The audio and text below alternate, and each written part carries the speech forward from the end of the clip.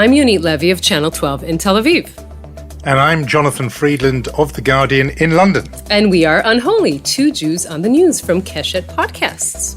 And this week we are three because we will be joined by CNN legend Jake Tapper for this edition of Unholy, Yonit. Indeed, only the best for you, Jonathan. And we are truly looking forward to that conversation, but maybe something interesting to cover before that? Anything in particular comes to mind? Well, it remains this battle that I'm going through between my rational brain and my superstitious brain, because the rational brain says that there is going to be a new Prime Minister of Israel imminently, and then superstitious brain says I won't believe it until I have a photograph in my hand to prove it's real.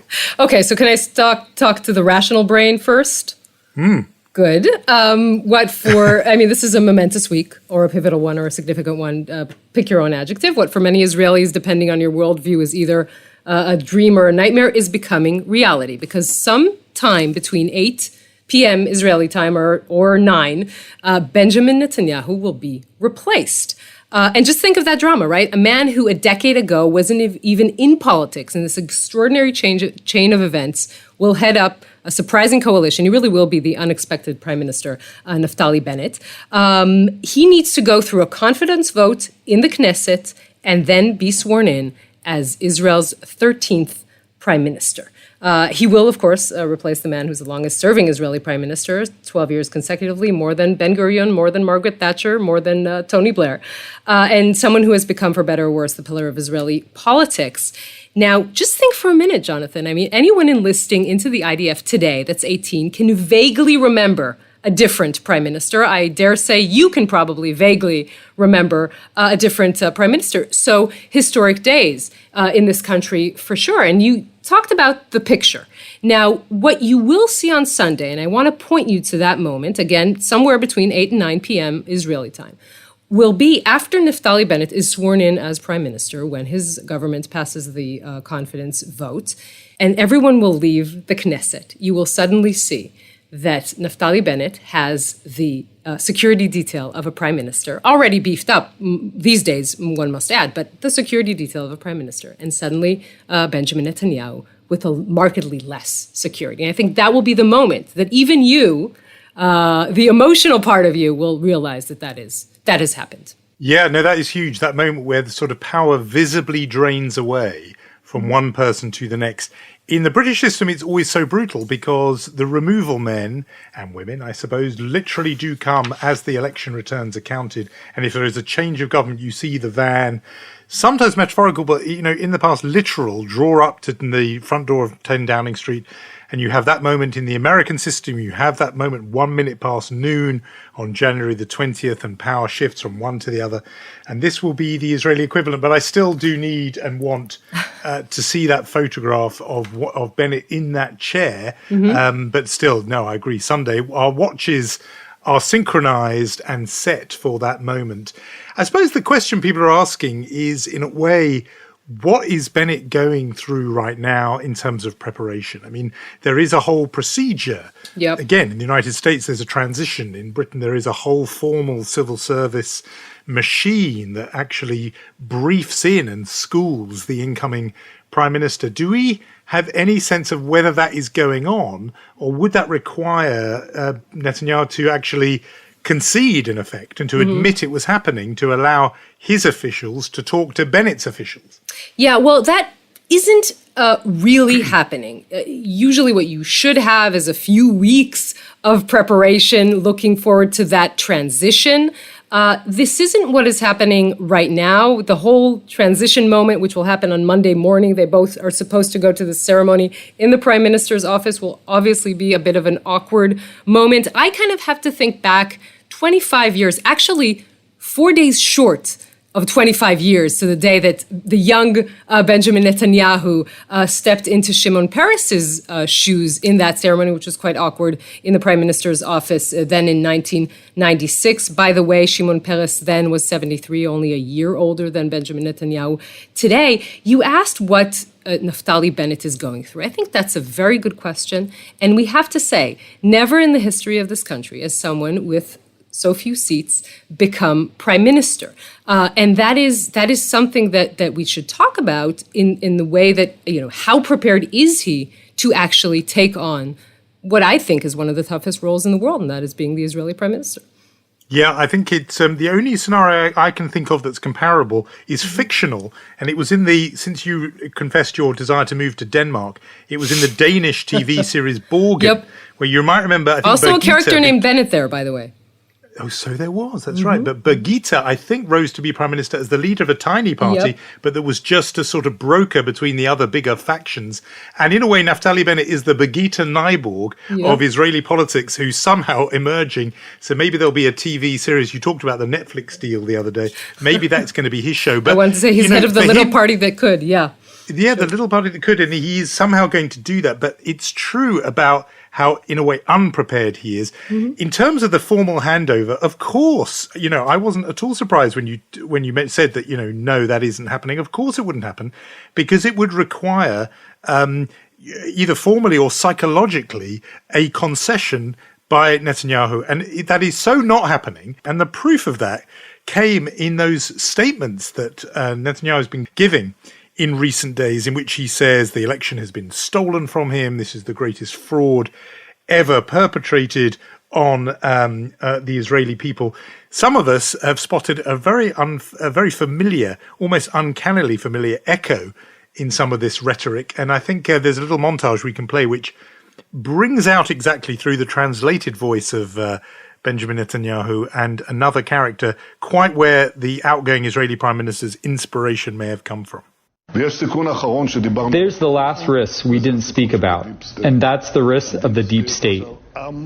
Deep state is now deep inside this government. Do you have a deep state? Do you have a group of people? Democrat lawmakers, they're deep state cronies. Is that deep state or what? Explain it. Yeah, so it's CNN who put out this clip and did the translation. You almost waited for Netanyahu to say, I won by a lot. I mean, he didn't say that. But when he speaks of fraud, what he means is, Naftali Bennett, this is what he says, Naftali Bennett is taking the votes of the right-wing voters to create a left-wing government. This is him delegitimizing the left. It works pretty well and it plays pretty well for his audience. That's why he's complaining and saying this is what Naftali Bennett did. The question that goes into my mind is how prepared Naftali Bennett really is for what is about to hit him. And one of the things I think must be on his mind a bit is what does this coalition have to bind it together once Netanyahu is gone? The glue before now was simply this shared collective desire from the settler right all the way through to the liberal left via the mainstream centre plus our friend, the Islamist dentist from the north. The one thing they all had in common was we want to see the back of Netanyahu. Once that has been achieved, then what binds them together? Is there, can you tell me a single thing they all agree on apart from the departure of Netanyahu? By the way, not even 100% on the departure of Netanyahu, because Mansour Abbas is someone who, if Netanyahu could form a government and would give him a better deal, he'd go with Netanyahu. But let's say that is the glue keeping everyone together. And the fact that they, I asked a very shrewd political operative involved in coalition negotiations. I said, what are the government's plans? He said, how do you expect me to know? Even they don't know, right? That was his answer. Look, I'm tempted to say, Jonathan, this government doesn't have to do anything. It merely has to be sworn in to show Israelis that there's life after Netanyahu, and that will be their biggest achievement. That's not entirely true. They have to get a budget passed in the first 100 days. That would, by the way, give you the indication of the fact that they can survive if they pass that. But again, look, on the one hand, as you said, you have Naftali Bennett, the former settler leader, or Gideon Sa'ar, both annexationists, with Horowitz and Michaeli, who are pro-peace and want to basically dismantle all the settlements in the West Bank. Obviously, Mansour Abbas on that side, to say nothing of the openly gay head of Meretz party, Nitzan Horowitz, and Mansour Abbas, who would feel more comfortable with the Shas party. I think they might need a majority vote, just so one of them can go to the toilet. I'm making that joke but I mean, really, this is going to be a very interesting coalition to try and govern. They will try to say, we're going back to normalcy. We're trying to work. Every minister will sit with their own portfolio and try to move forward. But there's not going to be a lot that they're going to agree on. No, I was having a conversation actually with somebody involved in one of the parties to this coalition, and I asked the same question to them, and they said, look, everyone in this government wants the economy to thrive, they want the security of the country to be assured. And I said, yeah, of course, everyone wants that. That's motherhood and apple pie. The question is the how do you get those? How do you reach those ends? What are the means? And on that, they obviously, I think, are going to wildly disagree. Sure. So, is it the government of change which delivers no change because they can't and don't want to do anything? Look, these are all going to be the big questions. But first, they have to get over that initial hurdle and just get the votes in the Knesset. And we have our watches set for 8 p.m. Israel time on Sunday. Sure. And we have to point out that the ultra-Orthodox will not be part of this government for now, which means that maybe anyone part of the reform and conservative movement in the United States could look at this government and say maybe these are the areas where change can be made, because on that everyone agrees on, including Naftali Bennett, of course. Maybe things like the Kotel Compromise, etc. That might happen. But again, not too many changes. A friend of mine from the United States asked, why isn't the Palestinian state part of the coalition agreement? I said, well, if it was part of the coalition agreement, there would be no coalition agreement. So, not a lot they can agree on. And I think a lot of Israelis are worried because that's our status quo, right? Being worried.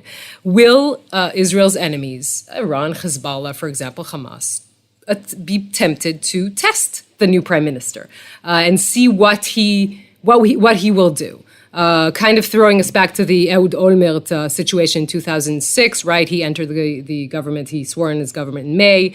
July was Hezbollah with the beginning of the war in the Second Lebanon War. So enough of you and me gabbing, Yonit. I think it's time we introduced our very special guest. Indeed, we're honored to be joined from D.C. by Jake Tapper, CNN anchor of The Lead and State of the Union, author of several books. His latest, The Devil May Dance, is fantastic, and we'll talk about it later in our conversation. Hello, Jake. Thank you so much for talking to us. Should we say toda rabah? Bavakasha. Thanks so much for having me. Appreciate it.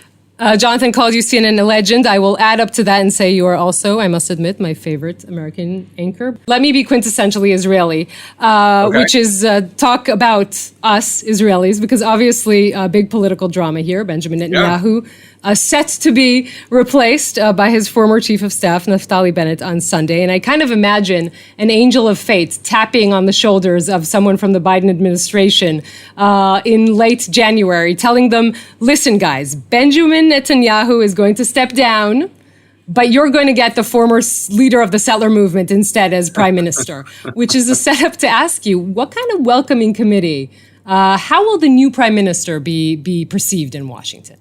Well, I think probably he'll be perceived differently than if he were leading a government that was all hardline right-wing settlers. I mean, this is, if this government actually goes forward, a remarkable and odd coalition, as I don't need to tell you. And I think that Naftali Bennett, whatever people think about him and his views, he is not oblivious to politics, right? He understands now that he might, be like Icarus and get too close to the sun, and who knows. But I think there is an opportunity, and I imagine the Biden administration will treat this as an opportunity to start fresh, since I don't think it's really been sussed out thoroughly. But I don't sense that there's a lot of love lost between President Biden and Prime Minister Netanyahu. I mean, it doesn't, we don't really get too much in terms of details, but it doesn't seem to be a warm and fuzzy relationship dating back to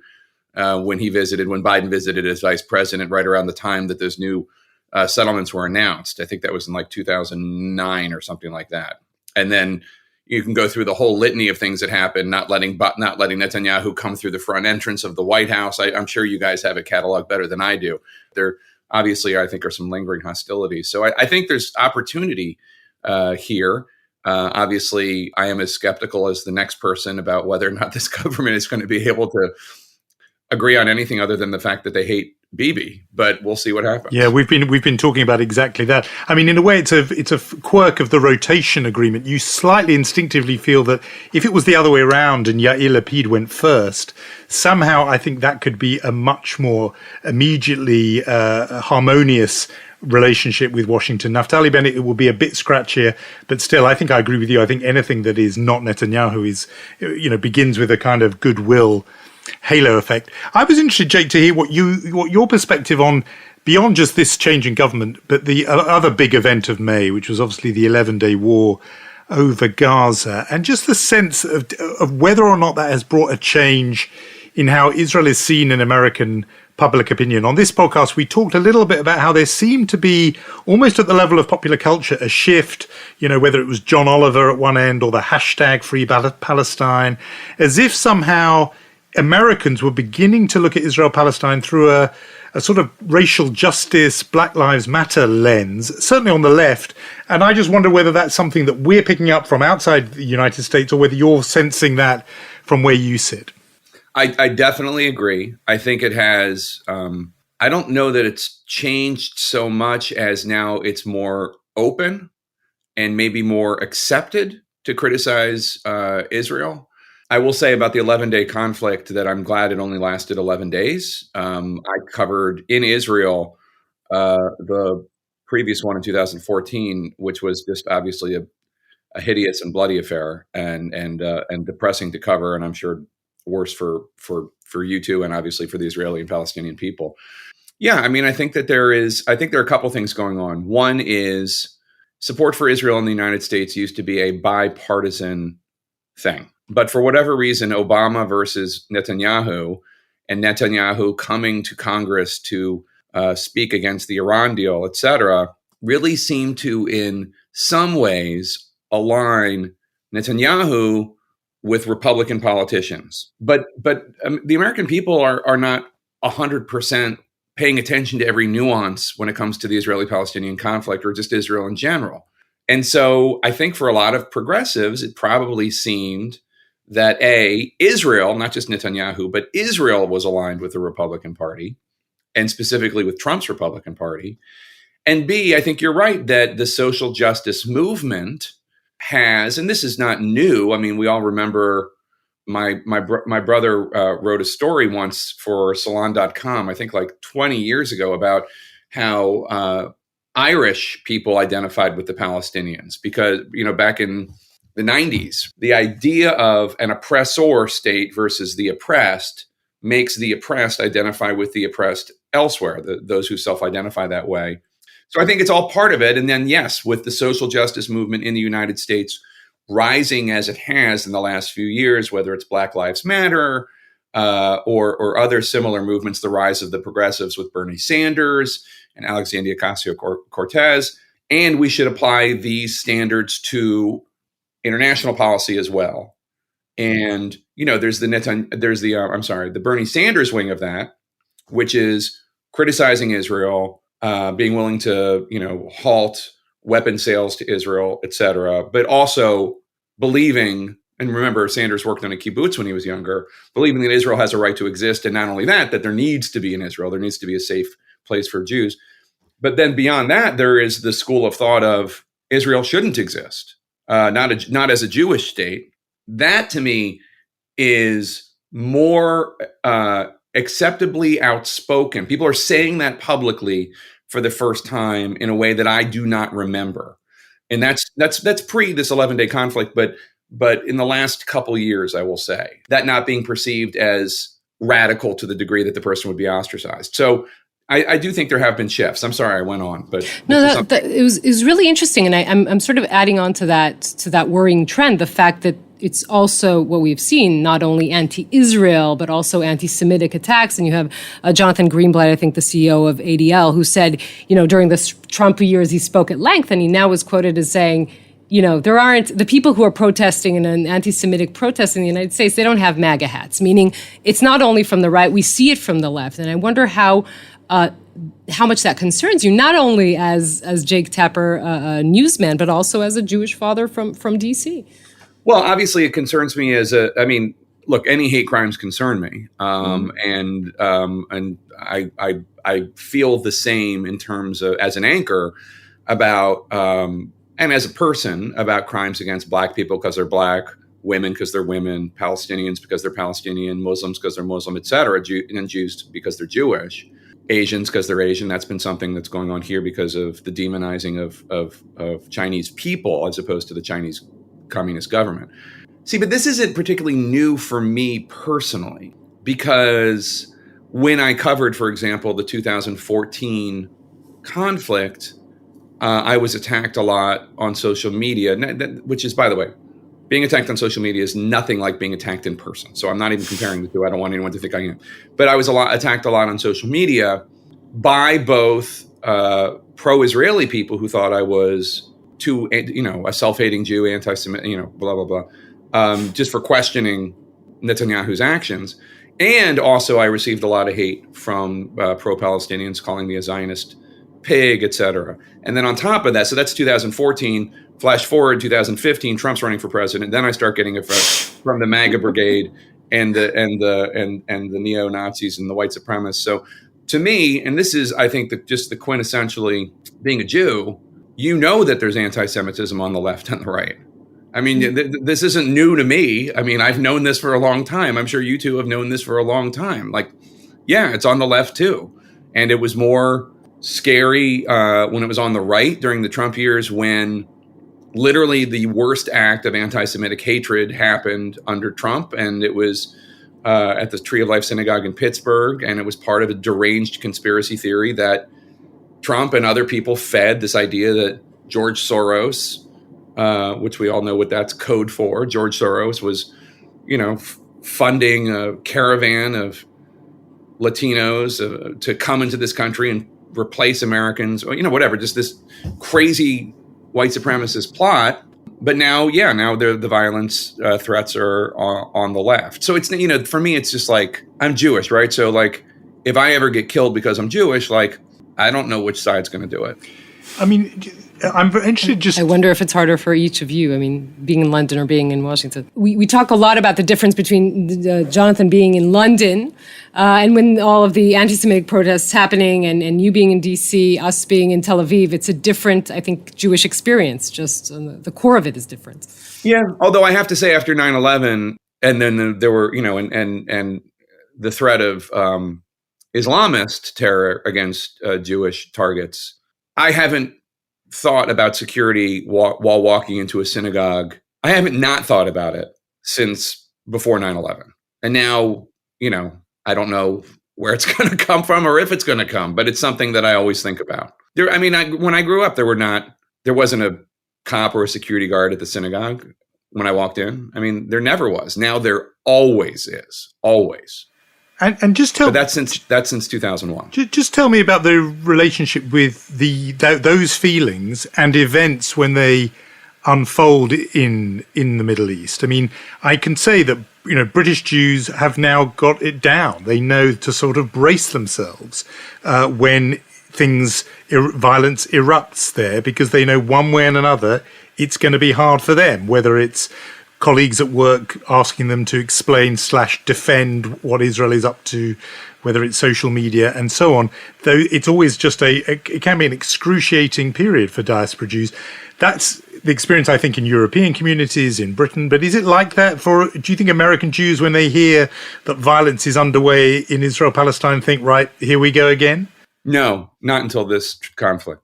I mean, from my perspective and from what I've heard, it's not like, I don't recall it happening in 2014. Now, of course, for a few of those weeks I was in Israel, but I don't recall it happening in 2014 that there was an explosion of anti-Semitic attacks. I wanted to maybe move a little bit from this topic of anti-Semitism to the fluffy topic of the Trump years and ask you, I mean, you have become for so many viewers in the US and outside this sort of voice of reason and decency and integrity. I actually had a friend who once said we should take the seal of the president, take the eagle, replace it with Jake Tapper. Throughout all of those years, is there something that you think that you did that was too far?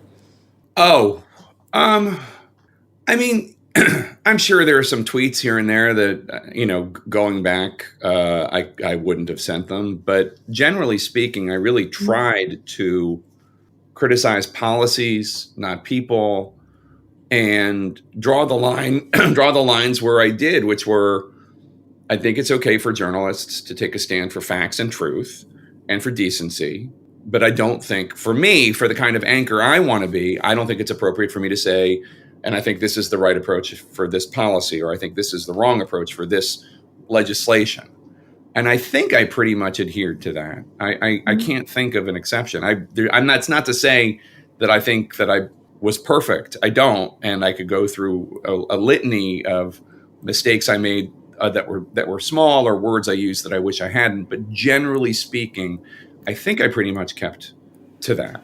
I want to ask you something about your other life, because you and I have something in common, which is on the side we moonlight as writers of thrillers. The Devil May Dance, which is your new one, is located in the world of 1960s Hollywood.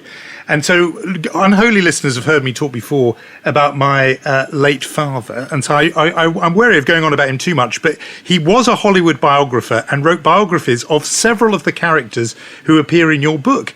And so from Dean Martin through to Frank Sinatra, he interviewed Sammy Davis Jr. They all pop up in your book. And as I was reading it, I was thinking, well, I can see why I'm drawn to that world, because I sort of grew up surrounded by all that. But what drew you to locate a thriller in that universe?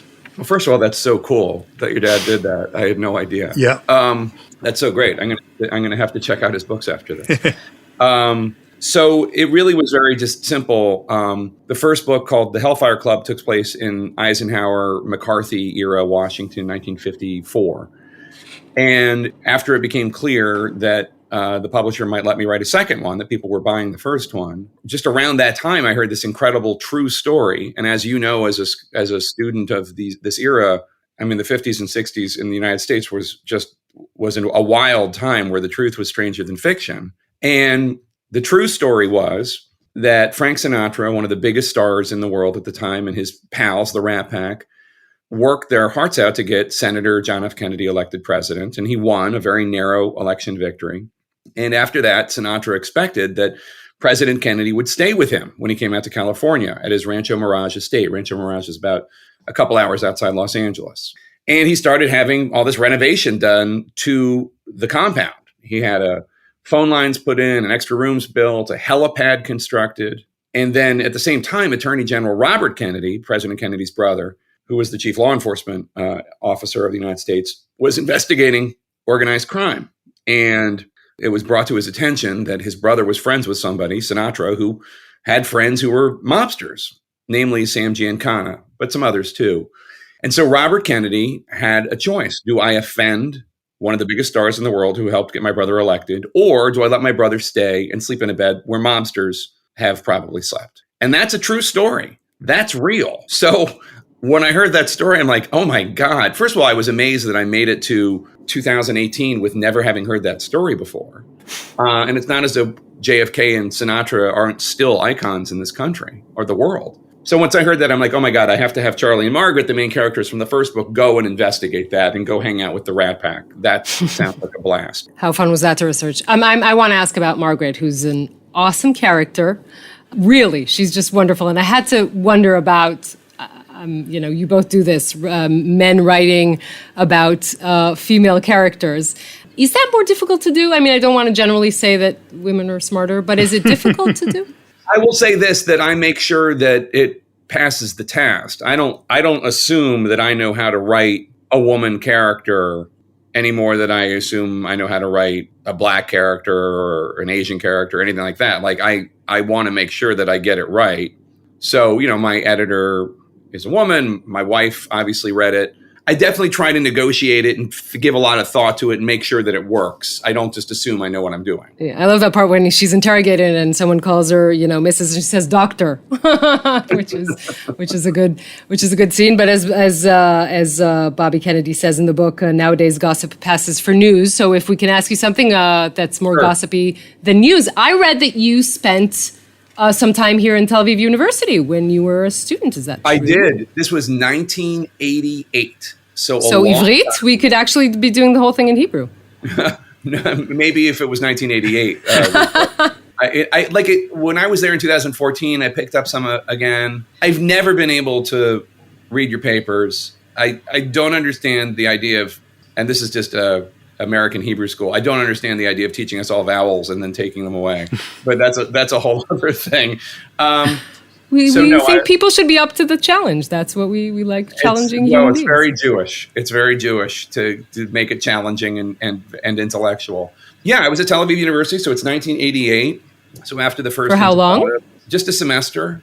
And it was great. I loved it. And, it was a period where in Israeli society where there still wasn't really a ton of security everywhere you went. Like if you walked onto each block at Tel Aviv University was there was a guard and you had to go through, but it was just kind of like a cursory look in your bag. There wasn't a metal detector, so it was a little different. But yeah, no, it was a lot of fun. Just one semester, Tel Aviv University, and we did. We went to a kibbutz and we went to Eilat and we hiked Masada and there was an election going on.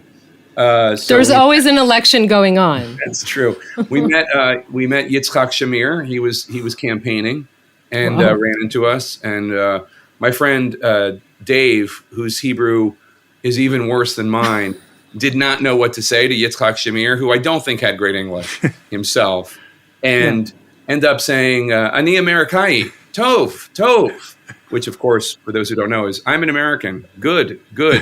Which is about the stupidest thing you could say to a politician. It's just like a baby talking, like a 2-year-old. Anyway, but yeah, I have fond memories, and I've been there a bunch of times since. Well, we could keep you here for a long time. You and I could have a gap year Hebrew off, where we try and to see who's got the worst junior year abroad Hebrew, and with Yonit as judge. I will gladly take the crown. I'm sure my Hebrew is awful. I will say that Israelis are so kind in how little they expect from Americans that you guys, I saw your faces light up when I said Bavakasha. That's all it's needed. You have such low standards for us. If we just say you're welcome, you're very happy. We are indeed. And we're really thrilled that you talked to us today. It was such a wonderful conversation. Thank you so much for taking the time to talk to us, Jake. It was a real pleasure. Thank you. Well, so that was great. It was good fun to talk to Jake Tapper. He's obviously a great guy. And the only pity of it was we didn't get time to talk about his phenomenal collection of mugs that he has on his desk. And look, we'll obviously just have to send him one of our own, an unholy mug. Yes, a Mensch mug. Yeah, well, before we get to any kind of Mensch mug or Mensch award, we do have the business of chutzpah. Who's your choice for our chutzpah of the week? Of course. Chutzpah trumps a mensch every time. The story that popped up for me this week, Jonathan, is a decision by a student group in one of Oxford University's colleges. I believe your alma mater, sir? Yes, Oxford University, although this is a different college and this makes an enormous difference, Yonit. I'm embarrassed for you. I know. It's a world of difference. I apologize. How could you not? I apologize. So the decision of the different college from the one that Jonathan went to in Oxford University to remove a portrait of Queen Elizabeth II because of her colonial history. This is not about the Queen per se. I know that you're not a fan of the monarchy. I should remind our listeners of episode 9 in which you speak of that at length, Jonathan. But more on the principle of just removing what doesn't seem right. Now, I don't want to get into the whole cancel culture discussion, go all Bill Maher on you, but just ask the question, how far do you want to go with this and what are you trying to achieve? Now, I can't believe that I'm quoting Piers Morgan or on the same side of history as Piers Morgan on this, but we'll forget it. I'm not going to quote Piers Morgan, but, just everyone knows you're woke, guys. We got it. Come on. Yeah. Chutzpah Award nominees. I mean, it's become a big fuss. It's front page news and everything, but really this is a tiny, tiny thing. It's a group just of the graduate students at Magdalen College. For some reason, they voted to get the picture of the Queen up 7 years ago, 8 years ago, now decided they didn't want it there anymore. And it's become this cause celeb. It is just an example of how intense the culture wars that used to be an American thing now are over here. But yeah, it's become international news for Magdalen College. Nevertheless, I think they are edged out for the Chutzpah Award by something which unholy listeners will probably want to keep an eye on, which is a by-election, a special election caused by the election of a British Member of Parliament for a new job as Mayor of the West Yorkshire region. So her constituency, Batley and Spen, now has to elect a new Member of Parliament. Normally this would not be news on Unholy, it is fair to say. The reason why it is this time is independent candidate George Galloway has decided to seek this seat. And George Galloway is pretty well known because he used to be a member of parliament for the Labour Party. He broke from Labour over the Iraq War. And I think it's fair to say he's one of the 2 or 3 people here in this country who is most strident in their opposition to Israel. He is a really trenchant anti-Zionist. Others would use a different word than trenchant. The reason why this matters is he is seeking that seat because it has a very large British Muslim community, and it is just possible, given how close that seat is between Labour and Conservative, that if enough Muslim Labour voters defect to George Galloway, Galloway could give the seat to the Conservatives. I think it's of interest to unholy listeners because I'm not sure that Israel-Palestine has ever been an issue in a domestic British election before in a single parliamentary constituency, certainly not in this way. And yet I think it's only going to get more intense, and it obviously was hugely ramped up by the 11-day conflict in May. So I think we may be talking about him again, but there is a little bit of chutzpah just in the idea of this white Scottish guy constantly offering himself to Muslim voters as their champion, rather than, for example, pushing and backing a Muslim candidate to do it instead. He's a perennial candidate. He keeps doing it, and this time it may actually work for him. Yeah. Would we agree that he will do anything for a headline, even if it's unflattering? Yeah, I think so. He was he dressed up in a cat suit on Celebrity Big Brother a few years ago and got on all fours to lick milk from a bowl. Some of us might have thought that was the end of George Galloway's political career, but politics is always full of surprises, and you never know. So that's for chutzpah. What about Mensch? Oh, Mensch. I think we have similar ideas, but my Mensch goes to, be honest, that should have happened months ago. The announcement by the Biden administration to donate 500 million doses of Pfizer's COVID-19 vaccine to COVAX, which is distributing vaccines to countries that cannot afford enough shots. It's kind of surreal, you and I talking about this as if coronavirus is already in our, rear view mirror. Israel, by the way, completely open. Next week, we're not even going to have masks in closed spaces, in indoors. But this move is reminding us that it's a long way from many parts, many countries and parts of the world, a long way ahead to get out of the coronavirus crisis. Yeah, it's not completely in the rear view mirror from here in Britain. There's still some fears about the Delta variant, previously known as the India variant. Nevertheless, I'm with you on admiration for Joe Biden, and normally I would hand over the Mensch Award gleefully with you to him. A late competitor, though, comes in the form of former British Prime Minister Gordon Brown, who I interviewed this week actually for The Guardian, and he says, look, great as far as it goes, but it does not go nearly far enough, because 500 million vaccines is not enough when there are billions of people who need to be vaccinated. And the number of vaccines, he said, that need to be produced is actually 11 billion. And therefore, rather than people like Joe Biden or British Prime Minister or European Prime Ministers giving their leftovers, what needs to happen is at the G7, there needs to be a big plan to fund, he thinks it will cost £30 billion, to fund the manufacture of enough vaccines to vaccinate everyone in the world twice. It's a huge venture, needs big money, but I think actually he's right to say that. And, though just, as I say, sharing doses, not enough, you've got to make enough. So I think for me, Gordon Brown edges it as this week's Mensch of the Week. I'll hand it to you. Gracious. Mensch-like of you. So we are saying our thank yous this episode. Next week, we might be talking a lot about Benjamin Netanyahu and the long goodbye. I just gave our editor the title for the next episode. But we will say thank yous for this episode. Executive producer Lior Friedman, Rom Atik, head of podcast, Omer Primat, Enya, and Irad Eshel for original music. And remember to follow us. We are at 2Jews on Instagram. Just letters, no numbers, at 2Jews. Ping us, mention us, and do subscribe if you're not already. Give us those reviews and recommend us to your friends. Have a good week, Jonathan. See you, Yonit.